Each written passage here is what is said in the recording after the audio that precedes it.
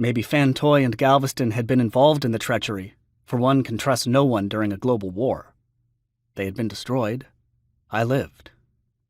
Now I had a makeshift boat.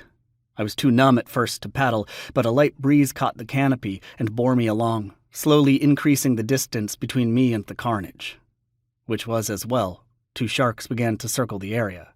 Then another moved in, and another after. Soon I watched many triangular fins circling the bloodied area at speed.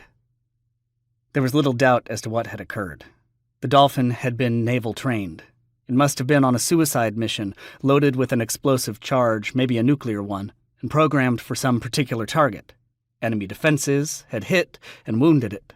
Half senseless, it had swum on. Who knew how far? Seeing our raft, it had homed in on us, probably in search of aid. Galveston had struck it with his paddle, whereupon the explosive charge had been detonated. Confirmation of this theory lay in the way we found the dolphin swimming alone.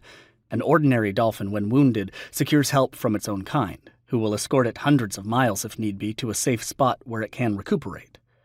Our fellow, loaded with death, had had to travel alone to the last. It was impossible to stand in my flimsy canopy boat. I could manage only to sit up and stare about me, searching the horizon for that gleaming thing again. It was nowhere in sight. My strength began to desert me as hope went. The sun was growing powerful, and I crammed a flexible bucket on my head for protection. Then I slumped back as best I could, unable to paddle since there was nowhere to paddle to. Seconds, minutes, hours drifted by before I looked up again. Who knows the teeming thoughts that poured through my mind?